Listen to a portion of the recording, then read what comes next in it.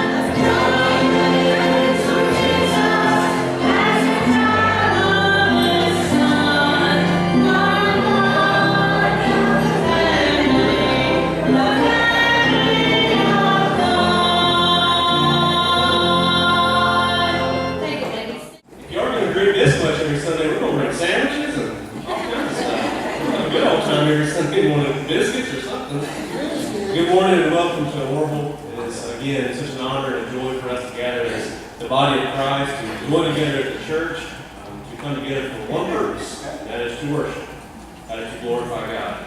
I want to give a couple of updates. I appreciate Jimmy sharing with us. Jimmy, you started on Wednesday night sharing about God. Several Wednesday nights ago, about a man named Guy Kindershot, you'll find on the prayer list. I think I shared it last week as well. He's been such an inspiration to me. I never even met him. Never had a chance to. Guy did pass away. We asked that you would keep Guy Kindershot, his family, in your prayers during this tough time. And at the same time, I talked to Patty Monday, this past Monday, his wife. I have never met or talked to someone going through something so horrific and tragic as losing a spouse, and yet she had this joy in her voice. She said, I wouldn't ask him back for nothing. There's no way I'd bring him back after knowing what he's seeing right now and knowing where he's going. My prayer is that all of us, people can say that about us, we can say that about each other and friends and family, I think I got more emotional than she did. And so it was just, their family is an inspiration to me. And I barely know them. Can't imagine how Jimmy feels. But I appreciate what Jimmy has shared with us and letting us pray for that family all along the way. But continue to pray for them as they mourn. Go through the rest of the prayer list throughout the week. Remember, it's a chance to go to God in prayer. It's also an opportunity to go to God after, once you begin receiving updates and hearing praise reports and where you can ask for God to intervene and help people when they have bad news. There's always another chance to go to the Lord in prayer for all of these mentions on our prayer list. I do want to give an event coming up August the 6th. Write it down. August the 6th. During the PM service, we're going to be in case. This time it's not a contest. I better get an amen on this one too. We're going to have an ice cream social and a watermelon slice. There we go. All at the same time. We're going to pig out on August the 6th. Ice cream social, watermelon slicing, and Hayes for the 6 p.m. service. We will meet over there. We'll have a time of fellowship. We'll open up the Word a little bit, and then we will do the good Baptist tradition, joining in with sugar and junk food. I'm looking forward to it. It'll be a good time for all of us. Just a reminder again about Vacation Bible School. It will be coming up before we know it. This will be July the 24th through the 27th. There was a slight error on the front of your bulletin. We will not meet for Bible school on the 28th. It ends the 27th. So that correction will be made for next week and in the future. But we'll be meeting July the 24th through the 27th from 6 to 8:30. It's a Monday through Thursday each night. And we're looking forward to having a good time. Children age 3 through the 8th grade. So if you know of some in your family, grandchildren, those in your neighborhood, please bring them. We're looking forward to it. It's going to be a great week. On July the 23rd, which is a Sunday, is when we will be having Youth and Children's Day here at the church. We'll have a special 11 a.m. worship service. We'll have a special time of Sunday school down in the youth room for all children and youth. And then afterwards, in the Hayes, we will have a luncheon for children and youth and for their families. I believe that we'll be having a spaghetti luncheon. So it will be a very good time, a fellowship together, and a good time to kick off Vacation Bible School. And then on July the 30th is when we will have our Vacation Bible School finale. July the 30th is a Sunday, and these events will take place on Sunday evening. I won't overload you with too much. It'll all be in your highlight and in your bulletins, but we'll have a special time of some games, and we'll have the bounce house and the slide for the kids beginning about 4:30, and then at 6 o'clock we'll have our regular evening worship service, which will be a commencement, a finale service for Vacation Bible School, and afterwards we'll have a finger food reception again in the Hayes building. So this will be a good time for us too. There's a sign-up sheet in the back. I would ask you that if you're going to come to that, please sign up so that we kind of have a good idea of who's going to be coming. But this is going to be a good time for us to fellowship and worship together and to be with our kids and families that have come to Vacation Bible School. So really be in prayer about this, and I think it's going to be a wonderful time for our church and for these kids and their families. A lot going on this month and even into August. A lot of opportunities I hope you'll be considering and praying about. A lot of opportunities to be inviting people, to invite neighbors, to invite friends, loved ones, those that have children. A lot of stuff going on at Orrville. A lot of opportunities to invite people to join with us and not only just have a good time, but to join with us, to talk about Christ with them, to share the gospel with them.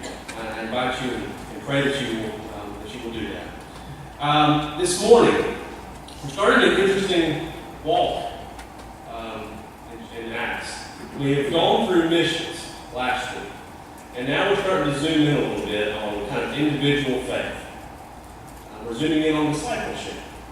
And we're going to have in the next 2 weeks 2 very different pictures of faith. I'm excited for our journey and where we're going.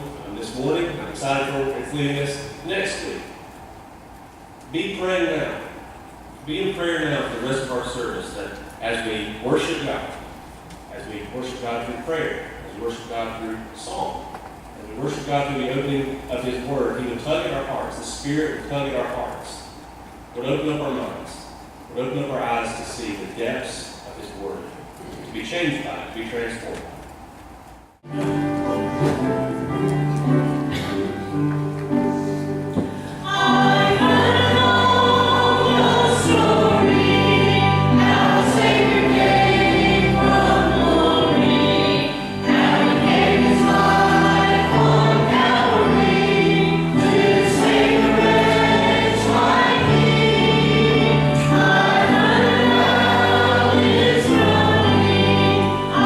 Precious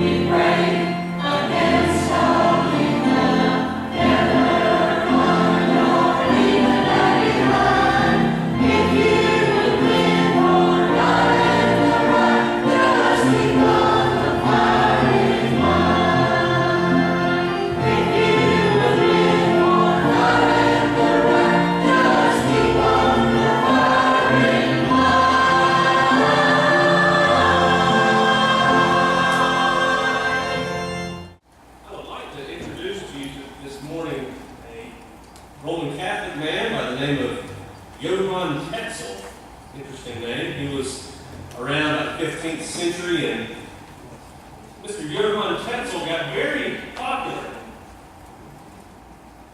as a preacher and so-called pastor. Mr. Johann got also very popular for something, happy to say does not happen today, but he rose in popularity over a thing called indulgences. What would happen was Mr. Johann Tetzel would go from place to place inside his own church, and he would also do a travel. He would sell these so-called indulgences. What they were basically little slips of paper. Sometimes it might be a little certificate. Sometimes it might be a little symbol or a coin. And he would sell indulgences to people, as many preachers were doing. And they would say, this will take away your time in purgatory.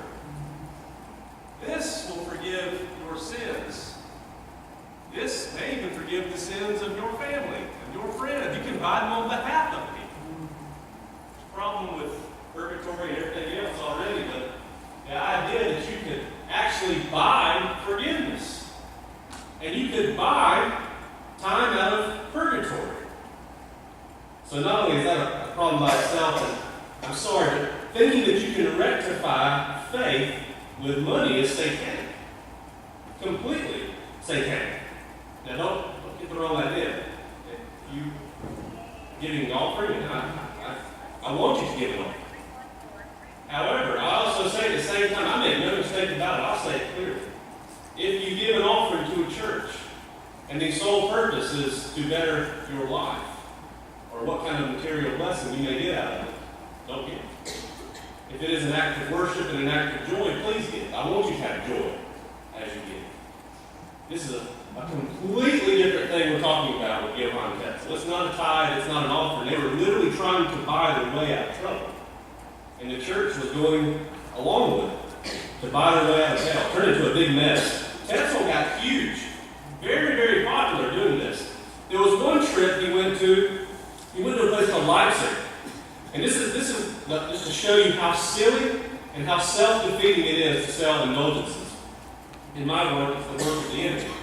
What Tetzel did in Leipzig is he met a man. This man said, hey, I got a question for you. I got a new one. Can I buy an indulgence for a future sin? What do you think Tetzel said? Pay up first? Absolutely. As long as you pay me money, yes. Oh yeah, you can have an indulgence for the future.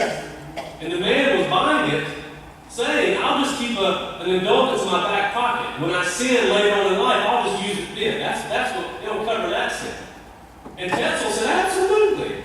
You can have 5, 10, you name it. I'll sell as many as you want.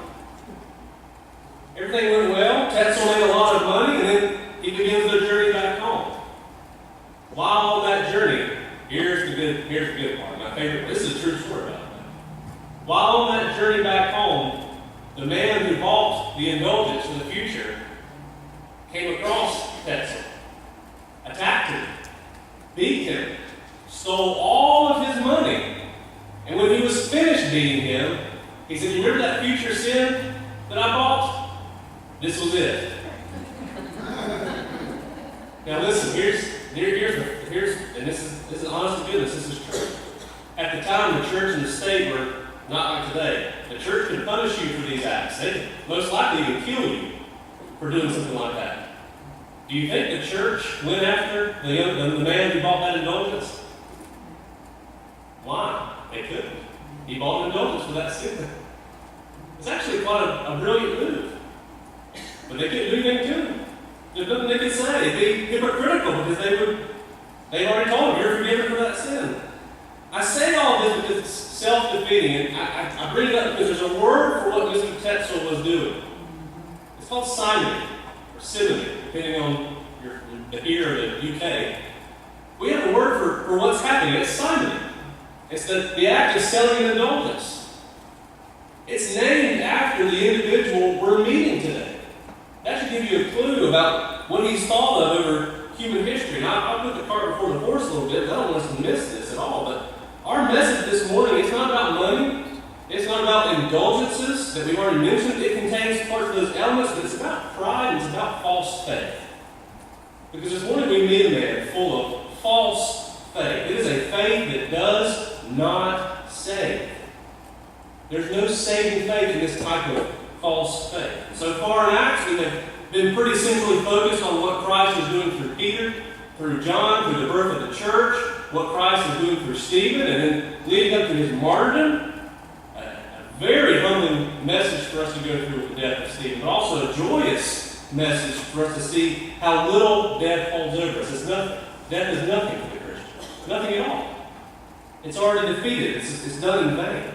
We see Philip from last week, someone we were introduced to. He's one of those Hellenistic Jews that were deemed a servant of the church. And he goes to Samaria, of all places.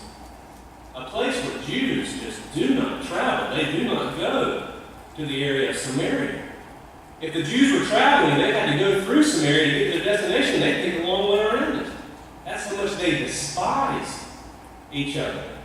And then we see Philip preaching the good news and doing signs and wonders in this place. This place with such hostility towards one another. It's a beautiful sign of the church. And so last week we saw the importance of missions. We talked a lot about missions and what it means to go. It's an amazing thing to see the church, the Spirit-guided, Spirit-equipped, Spirit-indwelt church going to Samaria, preaching the good news of the gospel, and seeing that missionary movement now beginning to spread out. This is where we are now. We've gone over this huge banner called missions. And then we kind of zoomed in, like I said this morning, we look at evangelism, what Philip has been doing. And now we're going to get even more personal. It starts with missions, the act of going, then evangelism, the act of preaching, and then discipleship. The ones who respond to the gospel call. We see that in a man named Simon. I want you to think about it just like here. You're looking at the Americas on a map, and you zoom in and you see the South, the Bible Belt. You zoom in and you see South Carolina. You zoom in and you see Anderson, you see Orrville.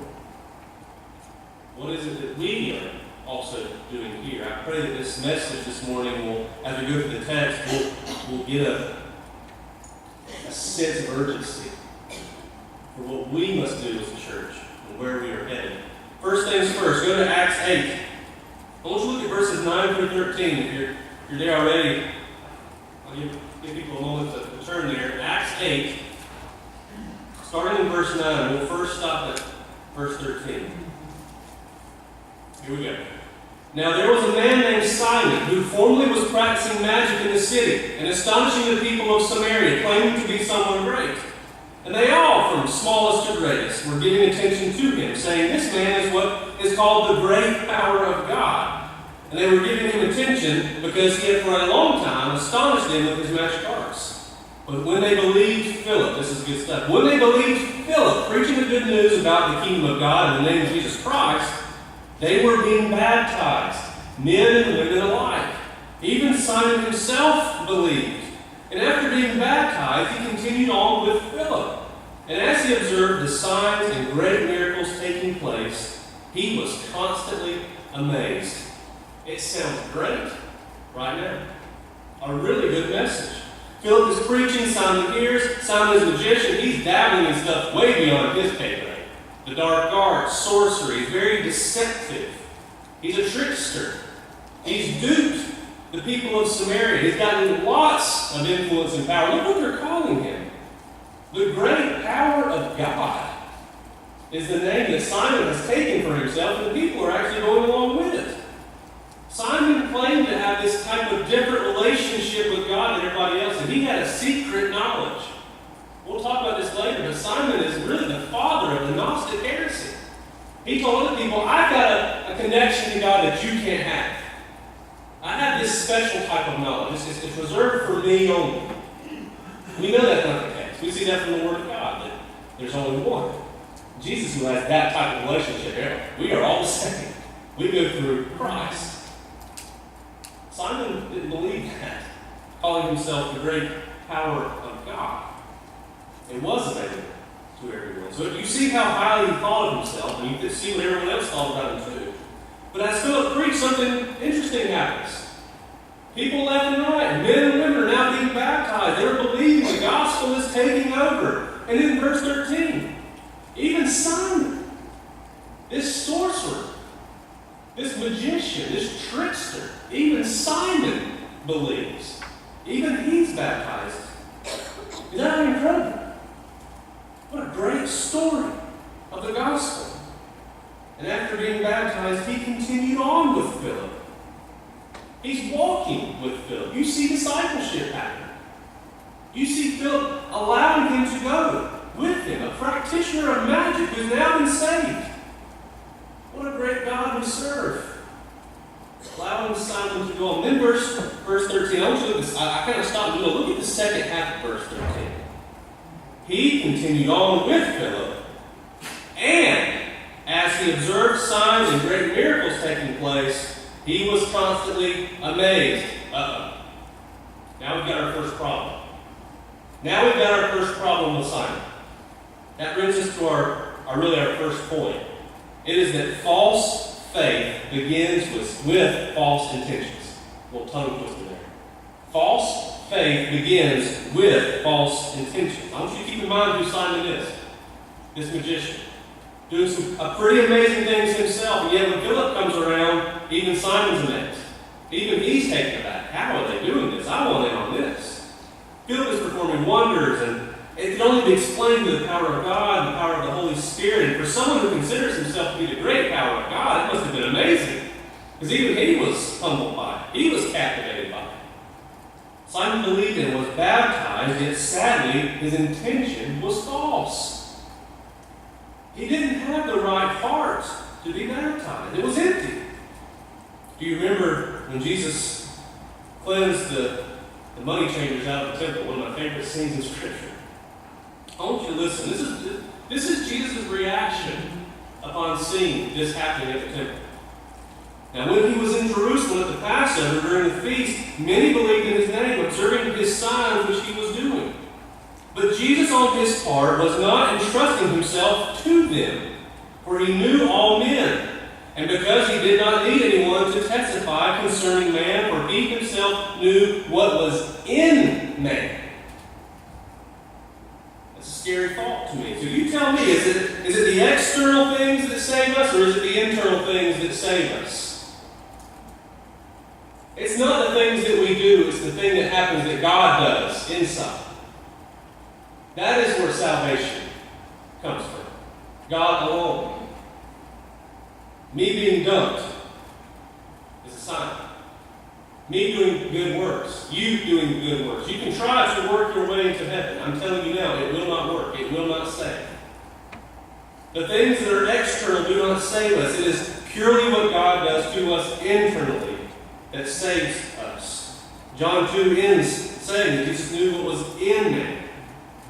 It doesn't say that Jesus knew what men were doing on the outside, but instead he knew their hearts. He knew their very intentions. And so Simon was baptized, but it wasn't for evidence of internal change. He was baptized in hopes that those external works would give him what he wanted. This happens all the time. Still happening today. It wasn't very long after the birth of the church that this happened with Simon. It's still going on today. It's something for us, the church, to be on the lookout for. Something we need to ask of ourselves. Why did I come to Christ? Why did I ask Christ into my heart, so to speak? Why is it that I come to church? Why have I joined church? A big one, why do I worship? Why do I do these things? And if the answers to all of those are external things, something's wrong. But if it can always be pointed back to say it is the work of Christ in me, that he has done in me, I got good news for you. There's a big, big difference in hearing different answers to those questions. Listen, this happens to people of every background, every age, every situation, you name it. There are people who will go through the routine of showing you evidence for faith. It's almost just like clockwork. Because they want to be a part of something. I read that for a while. I just want to be a part of something. The moment that we enjoy just being at church and having social time together, that's just a social club. It's no longer a church. That's not just Orrville. That's any church. It's no different than going and joining a country club. Just to be a part of something. But if we join together for worship, something special is happening. page and say, we're here of one purpose, worship God, that's incredible. You don't stop that movement of God. A social club can be shut down just like that. Who cares? The people of God, the body of Christ, you can't get rid of that. People can try. We see what happens when people try and act, don't we? We go. We spread out, taking the good news of the gospel all around us. I'll tell you one that will hit closer to home. And this is real. I hear this all the time. I need to preface this a little bit as I go through, because I don't want anybody to get the wrong message or the wrong intention of what I'm trying to say. I mean, a lot of people around us that are broken, homeless, need food, need water, need shelter, you name it. A lot of different needs all around us. And people will come to me, and I'm not going to put a percentage on it, but I'll just say this. A lot of times I get this. I pray, I read my Bible, and nothing changes. And as much as I feel, and I not even feel, know, we are to help all people around us, sometimes I do want to ask, well, why are you praying, and why are you reading your Bible, and why are you a Christian? They'll say, I know God, I know God, I know God. And yet, here I am still. I have to remind people all the time, you're not promised to be out of this just like that. Why are you praying? Are you praying to God because you want to pray to God? Or are you praying to God because He's going to take all this away? I can't guarantee you that. I hear it all the time. And it can stretch from things like that to people like Simon. Want these amazing gifts. All we got to do is get baptized and say I'm saved. It doesn't matter the situation. It can be anything. The wrong intention, that's going to produce false faith. What are you putting your faith in? Is it the material things, the things that you want, or is it Christ alone? Knowing that He is the gate. He is the path to salvation. The very narrow, only path to salvation. I have to tell people quite often around us.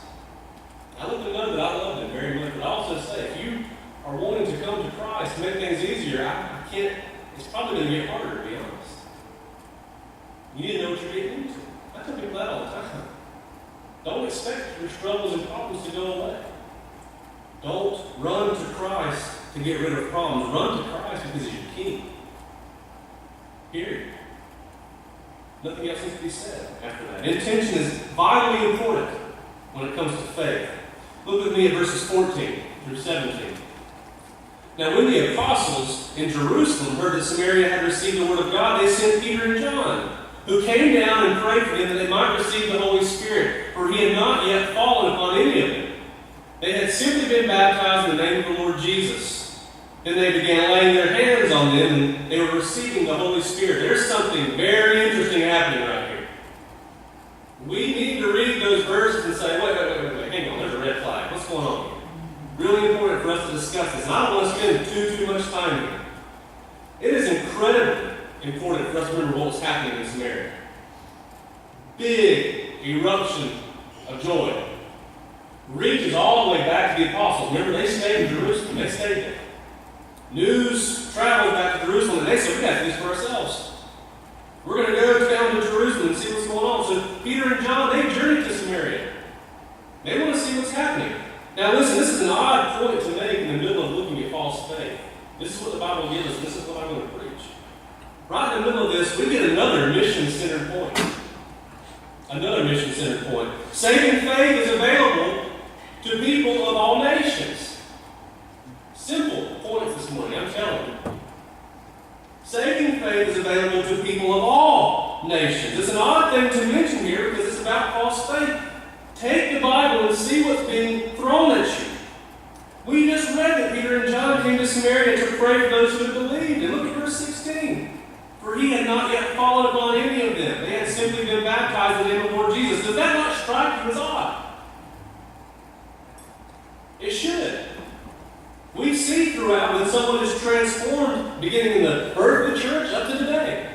When someone is transformed, they're awakened to this fact that Jesus is Christ. He is the Lord. Yes, I use the term awakened.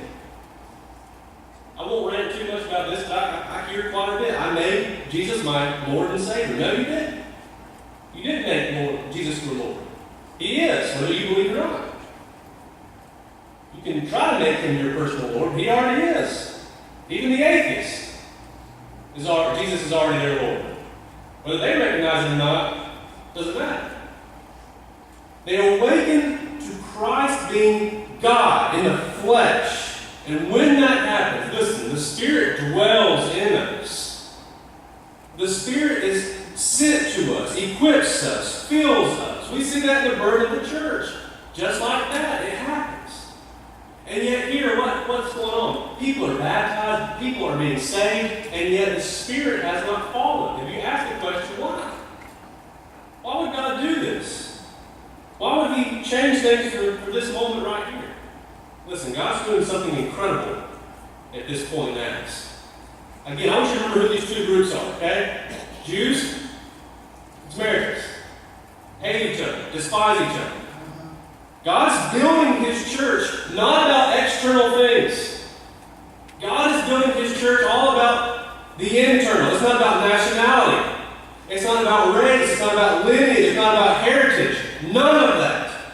The gospel is now being spread out to all people, to all tribes, to all tongues. And this event that happens in Acts 8, it is descriptive. It is not prescriptive.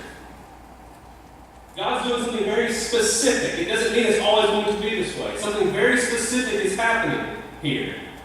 Here is what's happening. God is taking two groups who hate each other, and He is bringing them into one body.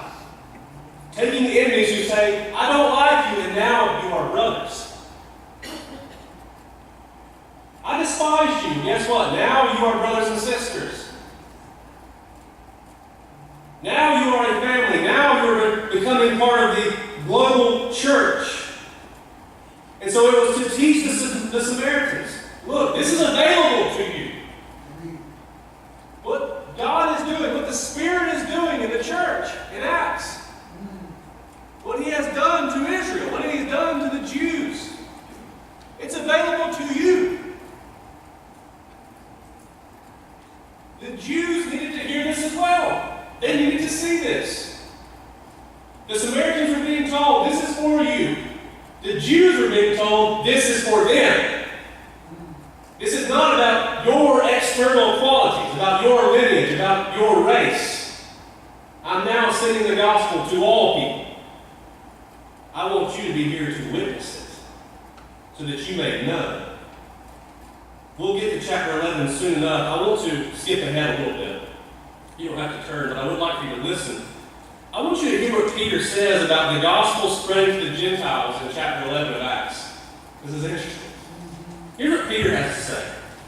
And as I began to speak, the Holy Spirit fell upon them, just as He did upon us at the beginning.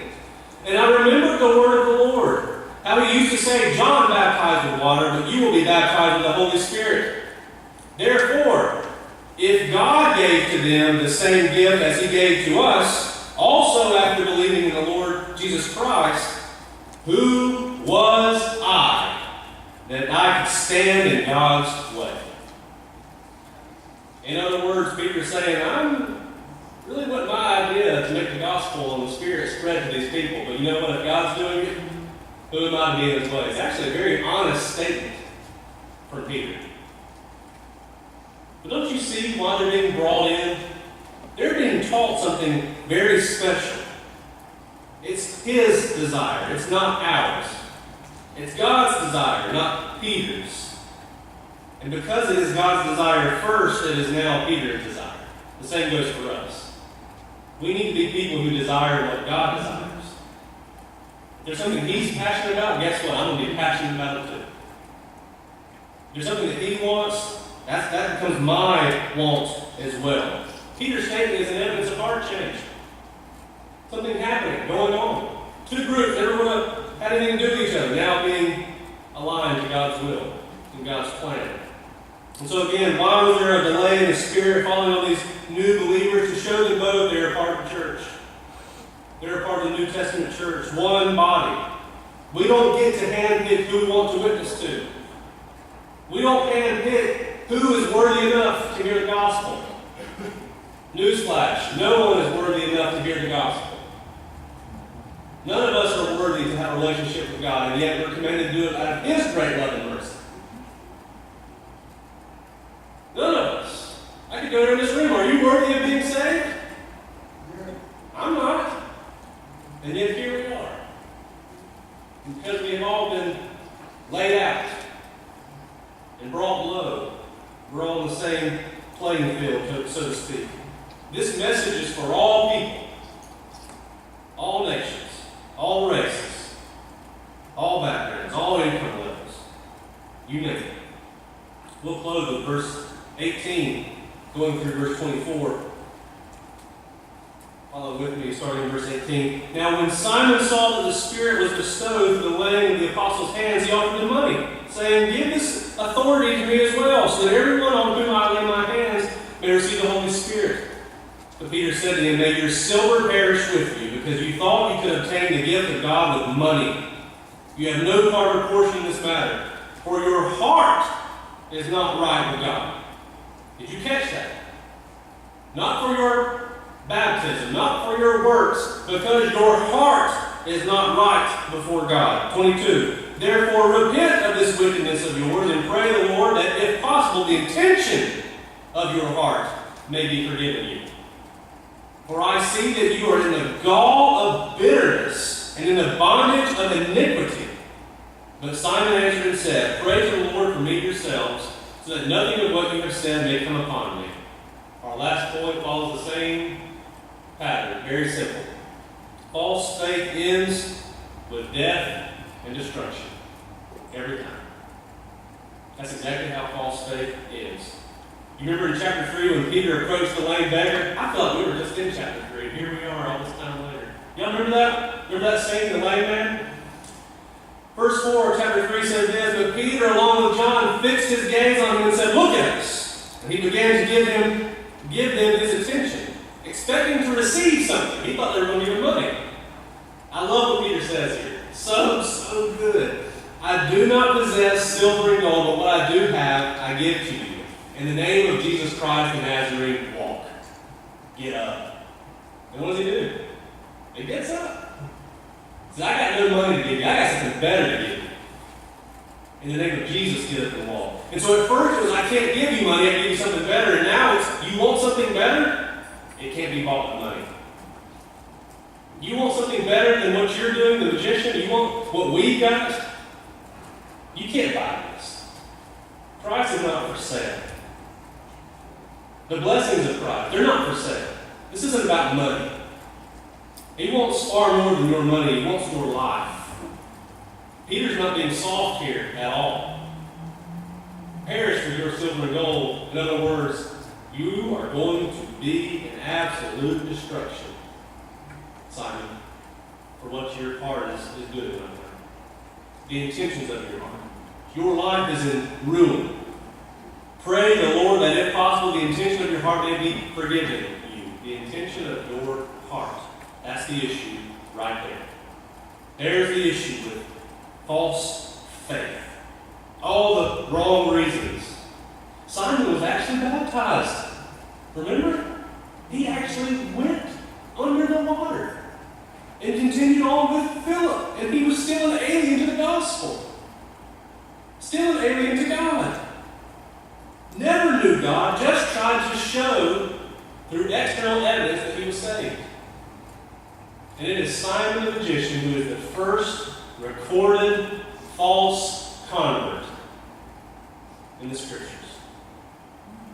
How incredibly sad and destructive.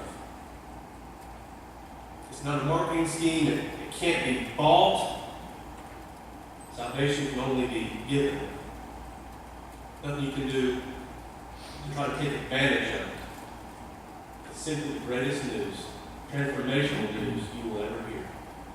I mentioned earlier in the message that sadly Simon would go on to be one of the greatest influences of the Gnostic heresy. Justin Martyr, I mentioned him many times, was a church historian, wrote at length about the life of Simon. He duped many, many more throughout the rest of his life. He became so bitter at this event that he went on and deceived thousands upon thousands of people. False faith kills. And false faith will try to take down as many people with it as possible. It is absolutely destructive. There's two things I want us to close with. I'll be the first to admit these step on toes. For that, I do not apologize whatsoever. But if you are here today, if you are truly saved, if you are truly born again, full of the Spirit, born of the Spirit, I want you to understand something very important. This gift that is given to you, this work that has been done to you, the work of God in you, the work of the Spirit and sanctification in you today, if you are truly, truly saved and you experience all of that, I want you to understand that free gift is available to the rest of the world.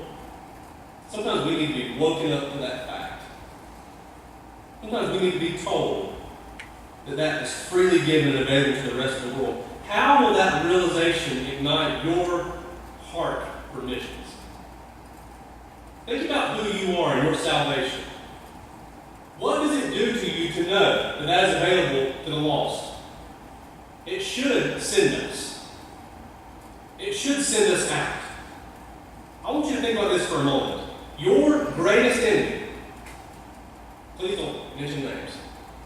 You might have somebody out in Greenville, Spartanburg, I don't know, in your family maybe, might be your greatest enemy. Can I tell you something about them? God desires that person. He does. He desires them. Your neighbor, God desires that person. Your family members, God desires them. The people who have wronged you throughout the course of your life, God desires those people. The person you've never met in the most remote part of the earth, God desires that person. And not just in the, I want them, He wants their worship. Because He's worthy. What does all this realization do to us? It will do one of two things. It will make us even more hard and bitter and say, no, I'm going to anchor down and not go. Or it will send us, no matter where we're at. You are a missionary. Each and every one of you, if you are saved. What will that do? What will that realization do to you? To know that saving faith is available to all. How that impacts you. Secondly, I want everyone, including myself, to examine our faith. I remember when I was baptized. I do. I remember the day I was baptized. I've shared most of this. I fooled everybody. I fooled my pastor. I fooled my family. I fooled my friends. The only reason I jumped in that, it wasn't here, by the way, but a baptismal pool. The only reason is because my friend did it. I said, that looks like fun. I'll go swimming too. Many people have similar stories. That was mine. Fooled many people for many years. If you are sitting in this building this morning with the church and you know deep down that your faith is not saving faith, I beg you and I plead with you to consider these things. To get your heart right with God. There are people who will hear this message and they'll say, I don't like hearing that, I'm already saved. Listen, I love this church far too much to just ignore the possibility of someone having false faith. If that bothers you one, I don't know what to tell you. It's possible. It happens. I don't care if you've been a, quote, Christian for 10 seconds or 50 years. If you know deep down, absolutely deep down, you know what, I've gone through the motions, but I'm not truly saved. Listen to me. You are no different than the neighbor, the greatest enemy, the man out in the remote country in the world, your family. God desires you too. It's easy. It is so easy to hear about God desiring all these other people. And you'll tell yourself, I'm too wicked, I'm too bad, I can't be saved. We got this guy named Paul coming up. Do you really want to go there? God desires you greatly. More than you will ever know. And He's shown it on the cross. He's shown the desire He has for you. Not your money, not your material things, far more, your life. Every ounce of it. And it says, I will use great and mighty way. I want you to know that He desires to abide in you, to walk with you, to lead you, to save you. The work has already been done. You should know that Jesus did not eliminate your sin. He did not annihilate your sin. He didn't. We get that confused a lot. Jesus didn't just destroy your sin and remove it. He became it. He took it for Himself and paid the price Himself for you. For each and every one of you. He did this work. He rose from a tomb 3 days later, a tomb that vainly held Him because ultimately it could not contain Him. His splendor, His glory. And it is only through this work of Christ, it is only through the work of the cross and an empty tomb, the resurrection from the dead, it is only through that we are forgiven. That you are forgiven. I beg you to run into the arms of forgiveness and experience freedom in Christ today. If you are that person who has false faith, it is not too late until it's too late. It's never too late until it is ultimately, absolutely too late. Freedom from bondage. I want you to exchange the chains that hold you to sin. Jesus will do something incredible with those chains. He doesn't simply break them and cut them off. He takes them off the end of sin and puts them on His own self. He will walk with you. Those chains cannot be broken. Exchange them today if you need to. There is no 10-step equation to being saved. Repent, believe. With a heart that says, Jesus is Lord. And that's why I come to Him today. Christ will have you. He will not let go of you. There is no worry.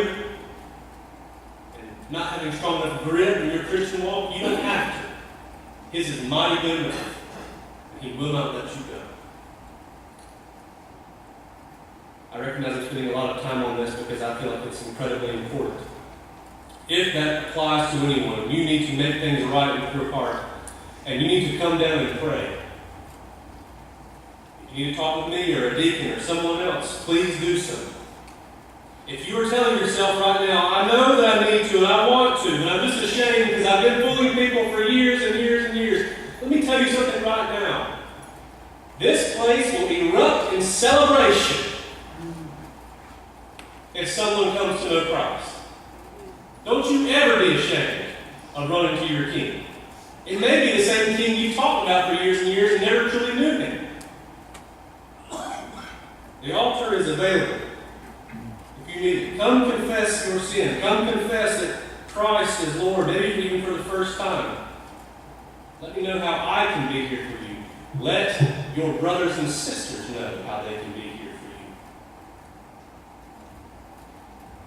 And if it applies to no one here, if none of us have false faith, if all of us are truly saved by this saving faith, the next question is, what are we going to do when we walk out those doors? What's going to happen? We're going to take it home and forget about it 20 minutes later, or we're going to take this message of reconciliation to the world, to people who desperately need it.